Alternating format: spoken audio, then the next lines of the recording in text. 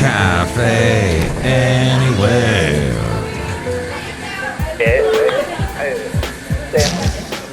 Mike's Daily Podcast. I got my total Chuck Schumer look happening right now with the bald head and the glasses like halfway down my face. You got it. Mike's Daily Podcast. It's because I've got LASIK eye surgery and that helps me see things far away, but now my close-up vision is all blay, and I don't like it.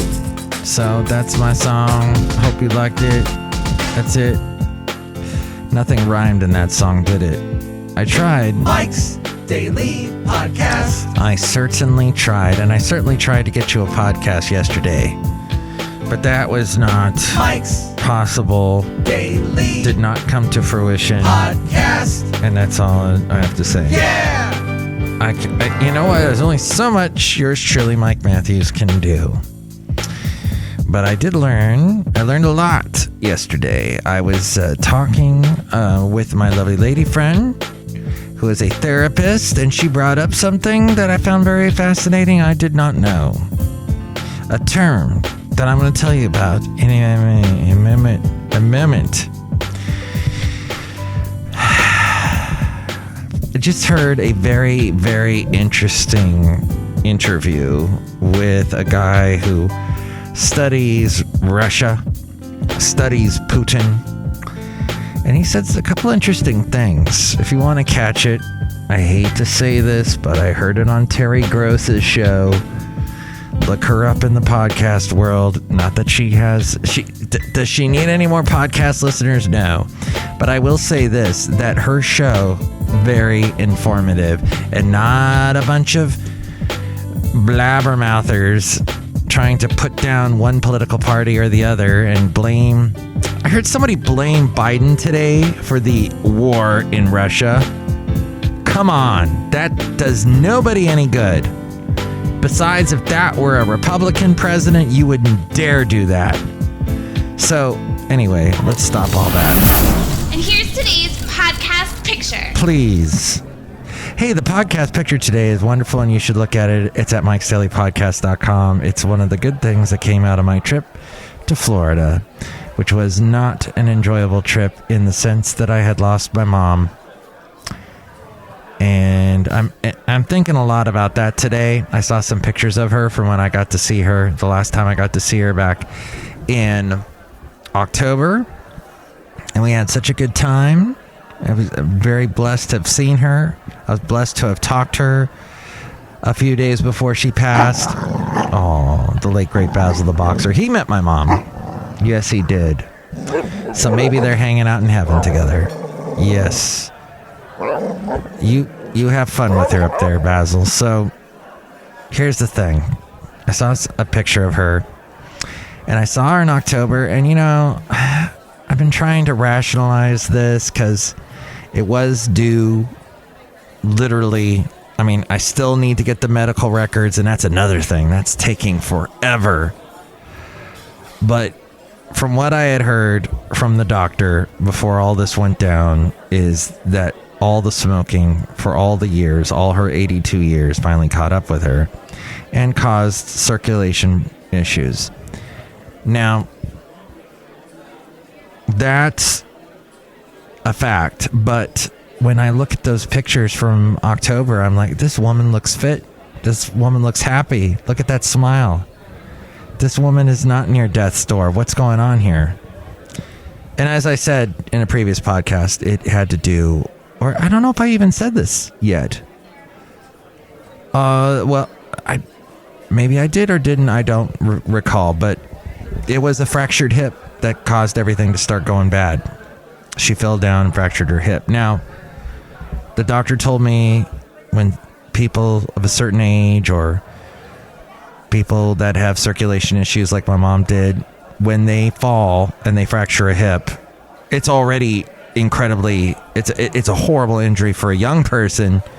For an older person, a senior person who's not in the best of health from years of smoking, it's just not going to, it can lead to all, the survival rate was 50%, I think is what he said.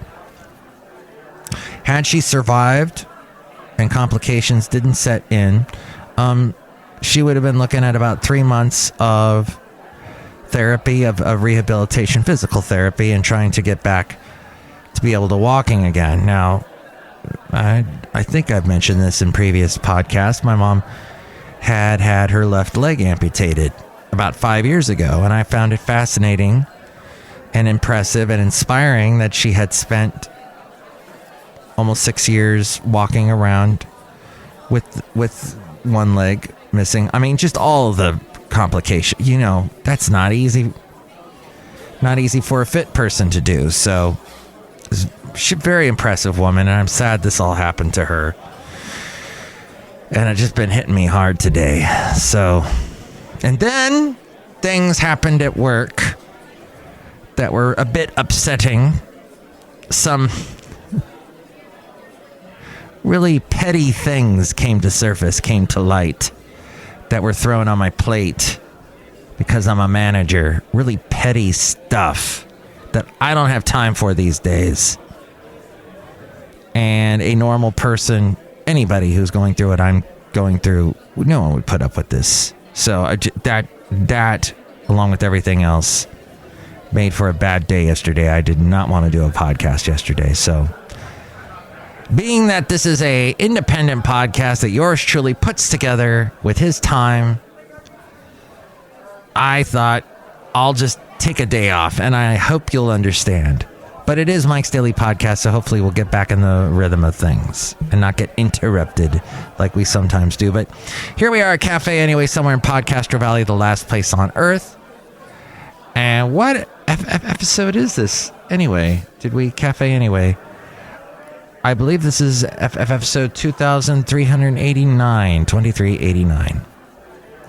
So one of the good things about going to Florida, the scenery, I love the scenery, and I'm going to throw a picture of one of the happy moments on mikesdailypodcast.com as we go outside a Cafe Anyway, somewhere in Podcastro Valley, the last place on earth. So what is the window of tolerance? My lovely lady friend was telling me, because I was getting quite upset yesterday because of everything going on. And she said, well, your window of tolerance has gotten very small. I'm like, what's that? She says, well, she didn't say this, but goodtherapy.org said this. Goodtherapy.org said, window of tolerance is a term used to describe the zone of arousal in which a person is able to function most effectively. When people are within the zone, they are typically able to readily receive, process, and integrate information and otherwise respond to the demands of everyday life without difficulty. This optimal window was first named as such by a guy named Dan Siegel. When a person's within their window of tolerance, it's generally the case that the brain is functioning well and can process stimuli and petty stimuli and likely to be able to reflect, think rationally, and make decisions calmly without feeling either overwhelmed or withdrawn. During times of extreme stress, people often experience periods of either hyper or hypo arousal. Now, yours truly goes the hyper arousal route. It's the fight or flight response. And I told you about when I first heard my mom's was, not going to make it. I had the fight or flight thing happen. And basically this lasted for a day because I still had no concrete word on whether she was going to make it or not. But I was like, that lasted for a whole day, and I'm feeling this fight or flight response the whole day and not sleeping. And it's often characterized by hypervigilance, feelings of anxiety and or panic, and racing thoughts. That's yours truly. Now there's hypo arousal. Hypo. It's a freeze response, like a deer in the headlights look.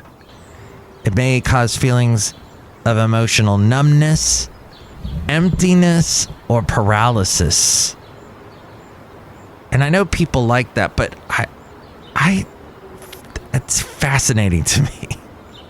Emotional numbness, emptiness, or paralysis. See, in my mind, that means, okay, well, you're wasting time. You could be spending time trying to fix the situation. But instead, people just go completely blank stare, and just sit and just zone out. Look at stupid news reports on their phone, on their smartphone, read texts, go on social media, zone out. I don't get that. I don't get that at all. But that affects so many people. In either of these states, an individual may become unable to process this stimuli effectively. The prefrontal cortex region of the brain shuts down, in a manner of speaking, affecting the ability to think rationally and often leading to the development of feelings of something that's called dysregulation. That's dis with a D-Y-S. Not deregulation like what Reagan did with most of everything and the media. That's right. He deregulated in the media to an extent, although the FCC looks at all kinds of ridiculous things in radio. But yeah, deregulation. No, this is dysregulation, which may take the form of chaotic responses or overly rigid ones. In these periods, a person can be said to be outside of the window of tolerance. By the way, Putin, this guy I was talking about earlier, who has analyzed Putin for years, says he doesn't look well. And it may have to do with all of the COVID that hit his country. But he in his words, did not look well. So will he... Now, this expert said that he didn't think he would use the bomb or go nuclear because he has family. That's how he rationalized it. He said it's very improbable, but he also said that Putin is, he's doing this because he has the power to, and he's been in power for 20 years. And how did he put it? Oh, you'll just have to listen to it. It was fascinating. But he did point out that he's making a lot of mistakes now. And that seems to be hitting a lot of media these days, that his troops they were basically not as fit as people thought. They were sent to the front lines, and they were sent to the front, and they were basically not as prepared for various reasons. Well, just wanted to bring that out. Managing the window of tolerance. I just wanted to jump to this real quick. It is possible for individuals who have become dysregulated to use techniques to return to their window of tolerance. There's grounding and mindfulness skills, techniques considered beneficial by many mental health experts that can help people remain in the present moment by focusing on the physical sensations currently being experienced. I was talking about something because I was talking about a topic similar to this recently about the mantra saying that this too shall pass. In this article, however, it says, people are often able to remain in the present, calming and soothing themselves enough to effectively manage extreme arousal. These techniques and others can be learned in therapy, because this is a website called goodtherapy.org. Many individuals are able to widen their window of tolerance, and by doing so, increase their sense of calm and become able to deal with stress in more adaptive ways. Therapy, which provides a safe place for people to process painful memories and emotions, can be a helpful step for many. With the help of mental health professionals, individuals are often able to make contact with their emotions without becoming so dysregulated that they cannot integrate them. Increasing emotional regulation capabilities in this way can lead to a wider window of tolerance and prevent dysregulation. There you go. So all that I find fascinating. The sanctioned banks and a sinking ruble are upending the Russian expat finances. Blacklisted financial institutions, increasing capital controls are throwing into chaos the financial lives of people who live, work, and study globally. The sanctions are targeting Russia's largest banks, biggest companies, and richest people, but they also have a knock-on effect on everyday Russians living abroad. The expats. They don't have private jets or wealth managers. They are accustomed to easy online banking and cheap currency conversions. Now, they're not sure what to do to send goods and money home. Russian expats around the world are having trouble accessing their bank accounts, continuing business with the country, sending money back home. Yeah.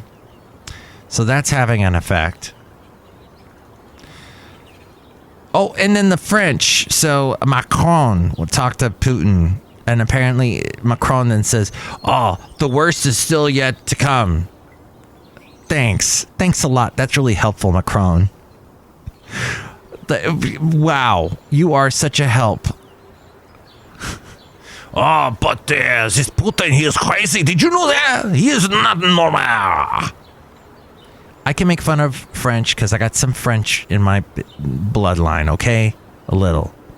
Plus, Mom was excellent, spoke French excellently. She studied at the Sorbonne and probably would never say excellently because I don't think that's a real word. Inside Putin's inner circle, there are 10 Russian oligarchs that are mentioned in Insider International, and they are being hit by sanctions, the oligarchs. As the CEO of El Rosa, a state-backed diamond mining company, is getting hit. Nikolai Platonovich Patrushev, he's the secretary of the Russian Federal Security Council and another longtime close associate of Putin per the Treasury. He's getting hit. So anyway, there you go. The Igor Ivanovich Shekin, he is the CEO of Rosneft, and he's one of the world's largest oil companies. The oil baron has been called the second most powerful man in Russia after Putin. He's getting hit. So all these people, wow. Yeah. Oh, and Russian TV. That's right. Oh, let me look that up real quick. Russian TV, that RT. Did you ever watch that? RT News. Now, they're still online. They still got podcasts. They still got world news. But the news about them, their America division is permanently shut down. And this according to Fox News, which is interesting because sometimes they sound the same. They lay off staff as Russian-Ukrainian crisis escalates. 120 other staffers were let go. Yeah, how is that even on the air? That blows my mind. You know, people watch that and have no idea that it's run by Russia. And I remember somehow they bought up all these channels on a lot of cable boxes. So people would watch it and go, oh, it's here. It must be good. It looks all flashy and nice and good looking people and snazzy sets. Very snazzy. Yeah, so RT America has ceased production as a result of unforeseen business interruption events. All their locations would be ceasing production, and given their anticipation that the layoff would be final, it will result in the permanent separation from employment of most TNR employees at all locations. Separately, the National Association of Broadcasters issued a statement earlier urging other broadcasters not to carry Russian-sponsored programming in light of the conflict. So there you go. It's even affecting media. Look who else is here. Look who's here. Hello, Michael Mash. It's Madame Rootabega, and I am not Russian. Ooh. Well, with that accent, I didn't with the accent. Thought maybe, possibly you might be. I'm not. Ooh. Okay. Do you like to eat borscht? Yes. That's it. Borscht makers are going to get hit too. Do you like to eat souffle? Yes. Do you like party snacks? No. Look who else is here. Hello there, Mike. This is Valentino, the parking attendant. And this is Bison Bentley. Do you know that? Mike, the weekend's almost here, and I'm really happy. Yeah, we're really happy. Do you know that? Good, let's wrap up the show. Next show, it'll be the wonderful Chely Shoehart, Floyd the Floorman, John Deere the engineer. You can chime in about anything we covered. 336mm daily. 3 + 3 = 6. MM is in Mike Matthews daily, as in what this podcast will try to be. Thanks for listening. Mike's Daily Podcast is written and produced and performed by Mike Matthews. His podcast is super easy to find. Download or listen to his show and read his blog at mikesdailypodcast.com. Email Mike now at mikesdailypodcast@gmail.com. See you tomorrow. Bye!